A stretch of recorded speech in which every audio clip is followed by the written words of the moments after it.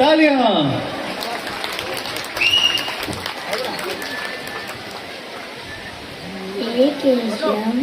मेरा मन डगमग रहा है, मुझे सही रास्ता दिखाइए। हरे कृष्णा, आत्मा विनाशी और शाश्वत है। क्या आप जानते हैं हम यह शरीर नहीं है, हम तो आत्मा है, आत्मा जो कभी नहीं मरती। भगवान श्री कृष्ण ने अर्जुन को यह अमूल्य ज्ञान दिया। भगवान भगवद गीता के दूसरे अध्याय 20वें श्लोक में कहते हैं, न जायते म्रियते वा कदाचित् न्यायं भूत्वा भविता वा न भूयः अजो नित्यः शाश्वतोऽयं पुराणो न हन्यते हन्यमाने शरीरे। अर्थात आत्मा के लिए किसी भी काल में न तो जन्म है न मृत्यु। वह न तो कभी जन्मा है न कभी जन्म लेता है न कभी जन्म लेगा। वह अजन्मा नित्य शाश्वत तथा पुरातन है। शरीर के मारे जाने पर वह नहीं मारा जाता। हरे कृष्ण। भगवान क्यों आते हैं? क्या आपको पता है भगवान का उद्देश्य क्या होता है? जब जब इस धरती पर अधर्म बढ़ता है और धर्म की हानि होती है, तब तक भगवान स्वयं प्रकट होते हैं। भगवत गीता के अध्याय 4 श्लोक 7 में भगवान कहते हैं, यदा यदा हि धर्मस्य ग्लानिर्भवति भारतः अभ्युत्थानमधर्मस्य तदात्मानं सृजाम्यहम्। हे अर्जुन, जब और जहाँ भी धर्म का पतन होता है और अधर्म की प्रधानता होती है, तब तक भगवान स्वयं अवतार लेते हैं। भगवान भगवत गीता के 4 अध्याय के 8वें श्लोक में कहते हैं, परित्राणाय साधूनां विनाशाय च दुष्कृतां धर्म संस्थापनार्थाय संभवामि युगे युगे। अर्थात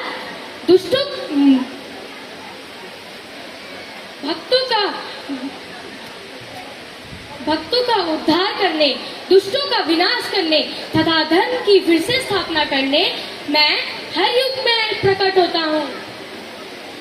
अगर कोई भक्त भगवान श्री कृष्ण को याद करता है तो स्वयं भगवान श्री कृष्ण उसका पालन करते हैं। ये भगवत गीता के 9वें अध्याय के 22वें श्लोक में कहा गया है, अनन्याश्चिन्तयन्तो मां ये जना पर्युपासते तेषां नित्याभियुक्तानां योगक्षेमं वहामि अहम्। अगर कोई भक्त भगवान श्री कृष्ण को अनन्य भाव से ध्यान करता है तो स्वयं भगवान श्री कृष्ण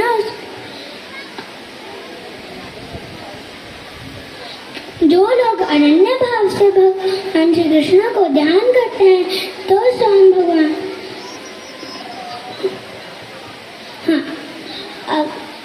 जो लोग अनन्य भाव से भगवान श्री कृष्ण को याद करते हैं, ध्यान करते हुए भगवान श्री कृष्ण की पूजा करते हैं, निरंतर पूजा करते हैं, उनकी जो आवश्यकताएं होती हैं उन्हें मैं पूरा करता हूँ और जो कुछ उनके पास है उसकी रक्षा करता हूँ।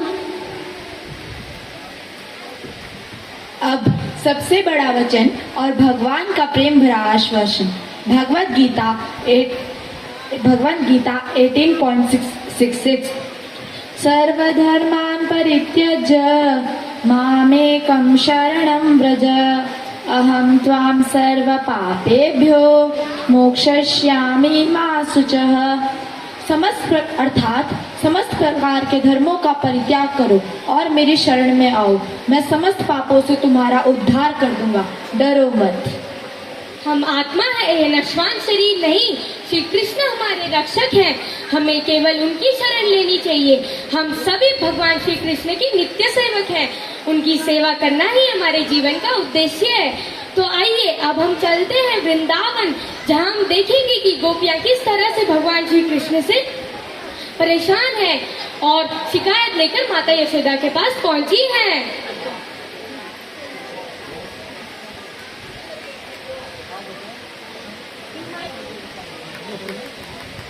हरी हरी।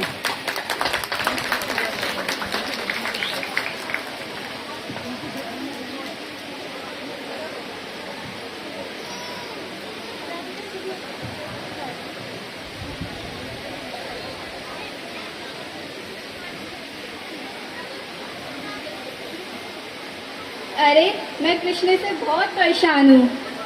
क्यों, क्या हुआ? अरे कृष्णा ने मेरे घर का सारा माखन खा लिया। हाँ हाँ, कृष्णा से तो मैं भी परेशान हूँ, उसने मेरे भी घर का सारा माखन खा लिया। चलो चलो मैया यशोदा की शिकायत करने चलते हैं। हाँ चलो चलो, इसी बहाने हम कृष्ण को देख भी लेंगे। हाँ चलो। यशोदा, ओ यशोदा। अरे सखियों, कैसे आना हुआ? कृष्णा कहाँ है? वो तो दूध पी रहा है। अच्छा, अभी तो मेरे घर से दूध और माखन दोनों खा पी के है और फिर से दूध पी रहा है। अरे एक छोटा सा बालक कितना माखन खा लेगा तेरा? हाँ हाँ, वो तो मुझे भी पता है कि एक छोटा सा बालक कितना माखन खा सकता है।